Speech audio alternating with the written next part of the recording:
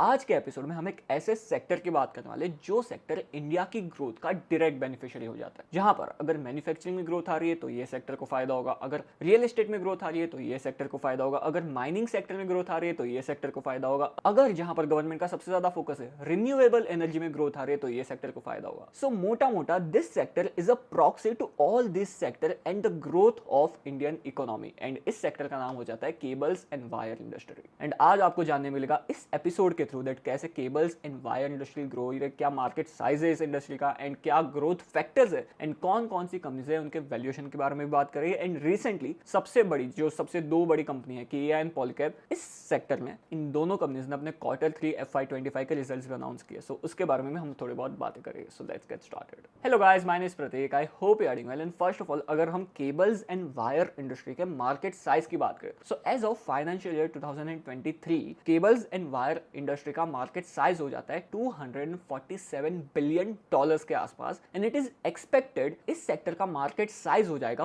$410 billion के आसपास, जो अप्रोक्सीमेटली 12 to 13% का CAGR ग्रोथ है। सो मोटा मोटा इन रूपी टर्म FY30 तक इस सेक्टर का, इस इंडस्ट्री का, केबल्स एंड वायर इंडस्ट्री का मार्केट साइज हो जाएगा अप्रोक्सीमेटली 35 लाख करोड़ के आसपास। एंड इस ग्रोथ के पीछे इंडिया की ग्रोथ आ जाती है। And you can imagine guys, cables and wires की जरूरत हमें हर इंडस्ट्री में, हर सेक्टर में पड़ती है। इट्स लाइक अ वेन्स, जब बॉडी में एक जगह से दूसरी जगह पर ब्लड फ्लो करने के लिए जो वेन्स होती है, नर्व्स होती है, एंड इसी तरह से कोई भी कंट्री में एक जगह से दूसरे जगह पे एनर्जी ट्रांसफर करने के लिए केबल्स एंड वायर्स की रिक्वायरमेंट लगती है। एंड दैट्स व्हाई ये इंडस्ट्री बहुत अच्छे से बूम हो सकती है। एंड करंटली ये इंडस्ट्री एक बहुत ही अच्छे टेलविंड्स में, एंड यहाँ पर जो की ग्रोथ ड्राइवर्स हो जाते हैं इस सेक्टर के लिए, जो हो जाते हैं power and electricity trend, renewable energy project, data centres and digitalisation जो हो रहा है उसकी वजह से, EV adoption and charging infrastructure जो बढ़ रहा है, ईवी पे बहुत ज्यादा फोकस कर रही है सारी companies and government as well, जिसकी वजह से ये सेक्टर को ग्रोथ आ सकती है। Smart cities and residential real estate जो अच्छे से बूम हो रहा है इंडिया में, जिसकी वजह से ये कंपनीज को ग्रोथ आ सकती है। And China plus one policy, ये कुछ ग्रोथ ड्राइवर्स हो जाते हैं इस सेक्टर की ग्रोथ के पीछे। नाउ इस सेक्टर में अगर हम कुछ लिस्टेड कंपनीज की बात करें तो कुछ बड़ी कंपनीज हो जाती है जैसे कि पॉलीकैब, जैसे कि केईआई, एंड कुछ छोटी कंपनीज भी हो जाती है जैसे कि आरआर केबल हो गया, जैसे कि यूनिवर्सल केबल हो गया, जैसे कि डायनामिक केबल्स लिमिटेड हो गया। And currently Polycab and KEI ने अपने Q3 FY25 के रिजल्ट्स अनाउंस किए, जिसके बारे में आप सबके साथ डिस्कस करना चाहूंगा। एंड अगर हम मोटा मोटा देखें तो पॉलीकैब एंड केईआई सबसे ज्यादा तेजी से ग्रो हो रहे हैं compare to smaller players as well. अगर हम लॉन्ग टर्म में देखें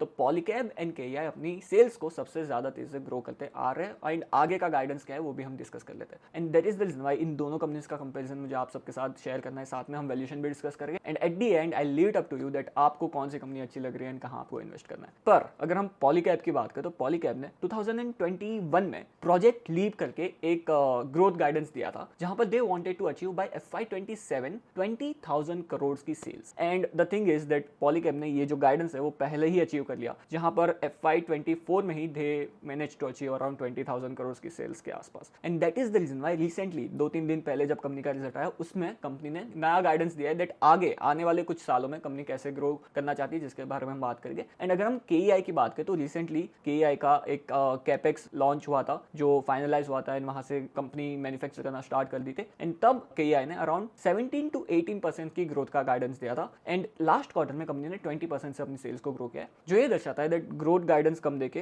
कंपनी ने ज्यादा परफॉर्म किया है। सो ये तो हो गई गाइडेंस की बात कि कंपनीज कैसे अपने आप को ग्रो करना चाहती है। एंड पॉलीकैब ने नया गाइडेंस भी दिया है जिसके बारे में हम थोड़े ही मिनट्स में बात करेंगे। बट उससे पहले I want to discuss about the capex. And capex में पॉलीकैब का गाइडेंस ये है दैट उनको हर साल बाय FY27 तक हर साल 1000 से 1100 करोड़ का कैपेक्स करना है अपने बिजनेस में। सो क्लियरली इस सेक्टर में Polycab as well as KEI and as well as जो छोटी छोटी कंपनीज है उन सबको एक बहुत ही अच्छी ग्रोथ दिख रही है, एक बहुत ही अच्छी टेलविंड दिख रही है, जिसकी वजह से ज्यादा कैपेक्स ये सारी कंपनीज अपने बिजनेस में कर रही है। एंड अगर हम केईआई की बात करें तो केईआई ने लास्ट ईयर अपने बिजनेस में 1000 से 1100 करोड़ का कैपेक्स किया था। And they said in the con call that in next year the capex would be around 700 to 800 crore के आसपास। एंड इस 700-800 करोड़ में अराउंड 50 to 60 करोड़ का मेंटेनेंस कैपेक्स भी रहेगा। सो this is about the capex. And फिलहाल में सिर्फ केईआई एंड पॉलीकैब के ही Q3 FY25 के रिजल्ट्स आए, that's why I am discussing these results with you guys in this episode. But आगे जब सारे ही कंपनीज के रिजल्ट्स आ जाएंगे तो एक डिटेल्ड एनालिसिस इन सारे ही रिजल्ट्स को कंपेयर करके मैं आपको लिए एक नया एपिसोड लेके आऊंगा। So make sure to subscribe to Prateek invest. But again as I told you that भले ही ये दोनों कंपनी बहुत ज्यादा बड़ी है, बट फिर भी ये दोनों कंपनीज अपने सेल्स एंड प्रॉफिट को बहुत ही अच्छे से ग्रो कर रही है। सो आई थॉट दैट ये दोनों बड़ी कंपनीज की कंपैरिजन एक साथ होनी चाहिए, एंड दैट्स व्हाई ये वीडियो भी आपके लिए बहुत ज्यादा यूजफुल हो जाएगा। जहां पर अगर हम Q3 FY25 की बात करें तो पॉलीकैब एंड केईआई दोनों ने अपनी सेल्स को 20% की रेट से ग्रो किया। बट यहाँ पर इवन दो दोनों ने अपनी सेल्स को 20% की रेट से ग्रो किया एंड प्रॉफिट को भी अराउंड 15% की रेट से ग्रो किया, फिर भी यहाँ पर KEI ज्यादा अच्छा प्लेयर हो जाता है कंपेयर टू पॉलीकैब। जहां पर अगर हम पास्ट की बात करें, लाइक 2-3 साल पहले जाए, सो पॉलीकैब अपने सेल्स को अराउंड 35-30% की रेट से ग्रो करते आ रहा था एंड कंपनी का गाइडेंस भी बहुत अच्छा था। FY27 तक they wanted to achieve like 20,000 crore की सेल्स के आसपास, जो उन्होंने बहुत ही पहले अचीव कर लिया, which is a really good thing. और ये जो नया गाइडेंस दिया है पॉलीकैब ने, ये गाइडेंस से इन्वेस्टर्स खुश नहीं है। क्यों? क्योंकि जैसे मैंने आपको कहा दैट पहले कंपनी 25% 30% से अपने आप को ग्रो कर रही थी एंड जो गाइडेंस उन्होंने दिया था वो भी बहुत ही पहले अचीव कर लिया था। पर जो आने वाले नेक्स्ट 5 इयर्स का गाइडेंस है, इस गाइडेंस में कंपनी के मैनेजमेंट ने कहा है that they will grow 1.5x of the core market growth in this segment. So वो कह रहे हैं दैट जो इंडिया का केबल्स एंड वायर इंडस्ट्री जिस रफ्तार से ग्रो होगा, उसका multiply by 1.5x company grow होगी, पॉलीकैब ग्रो होगी। So as I told you that 12% के रेट से अराउंड इंडिया का मार्केट ग्रो रहा है। सो मोटा मोटा they are saying that 12 into 1.5x is equals to around 19-20% के आसपास कंपनी अपनी सेल्स को ग्रो करना चाहती है। सो यहाँ पर पहले कंपनी 30% के रेट से ग्रो कर रही थी एंड कंपनी का मैनेजमेंट अभी कह रहा है दैट हम नेक्स्ट 5 इयर्स में 20% के रेट से ग्रो करना चाहते हैं। सो यहाँ पर आप देख रहे हो दैट मैनेजमेंट ने इनडायरेक्टली गाइडेंस अपना घटाया है, जिसकी वजह से इन्वेस्टर्स खुश नहीं है, बट ऑल्सो 20% का ग्रोथ गाइडेंस भी खराब नहीं है। एंड यहाँ पर इन ऑपोजिट अगर मैं KEI की बात करूँ, तो KEI ने गाइडेंस दिया that they want to grow their sales by 16-17%, but last quarter में कंपनी ने 20% से अपने सेल्स को ग्रो किया। सो यहाँ पर आप देख रहे हो दैट कंपनी का मैनेजमेंट कह रहा है 16-17% से ग्रो करना चाहते हैं हम, एंड एक्चुअल में कंपनी ओवर डिलीवर कर रही है 20% के रेट से ग्रो करके। एंड यहाँ पर जब आप इन्वेस्ट कर रहे हो एज एन इन्वेस्टर, जब आप इन्वेस्ट कर रहे हो, तो आपको किस तरह से सोचना चाहिए वो मैं आपको समझाना चाहता हूँ। जहां पर मार्केट रिवॉर्ड करता है ग्रोथ को। सो पहले जहां पॉलीकैब 30% से रेट से ग्रो हो रहा था एंड मैनेजमेंट अब कह रहा है that they want to grow by 20%, so यहाँ पर ये मार्केट को नहीं पसंद आएगा एंड शायद से, this is not a buy and sell recommendation, but शायद से कंपनी के स्टॉक प्राइस को मार्केट पनिश कर सकता है। पर इन ऑपोजिट जहां पर KEI बोल रहा है कि हम 16-17% के रेट से ग्रो करें और इसी रफ्तार से ग्रो होते आ रहा है KEI, पर इसके बावजूद 16-17% बोलने के बाद KEI जब 20% की ग्रोथ दिखा रहा है, सो ये मार्केट को पसंद आएगा क्योंकि यहाँ पर ग्रोथ दिख रहा है मार्केट को। सो यहाँ पर मार्केट शायद से, again this is not a buy and sell recommendation, but शायद से मार्केट KEI के स्टॉक को रिवॉर्ड कर सकता है। सो इस तरह से कुछ मार्केट सिचुएशंस काम करती है। As of Q3 FY25 according to market, may be KEI is better deal compare to Polycab. So this is about the business update between Polycab and KEI। And now अगर मैं वैल्यूएशन की बात करूं, but before that I just want to share this you as a disclaimer that Polycab is my portfolio stock and I could be biased about this, but इस company में मैंने invest किया था अराउंड जैन 2024 में, जब एक टैक्स एलिगेशन लगाया गया था कंपनी के ऊपर, अराउंड 1200 करोड़ की लायबिलिटी थी एंड इसके बारे में मैंने इस एपिसोड में डिटेल में बात की, you can check it out. पर या this is my portfolio stock and वहां से कंपनी का स्टॉक प्राइस अभी ऊपर आ गया। पर अगर मैं पॉलीकैब की बात करूं तो करंटली मार्केट कंपनी को 49 टाइम्स का पी मल्टीपल दे रहा है एंड अगर हम KEI की बात करें तो करंटली मार्केट KEI को 65 टाइम्स का पी मल्टीपल दे रहा है, जो क्लियरली शो करता है दैट मार्केट ज्यादा रिवॉर्ड कर रहा है KEI को कंपेयर टू पॉलीकैब।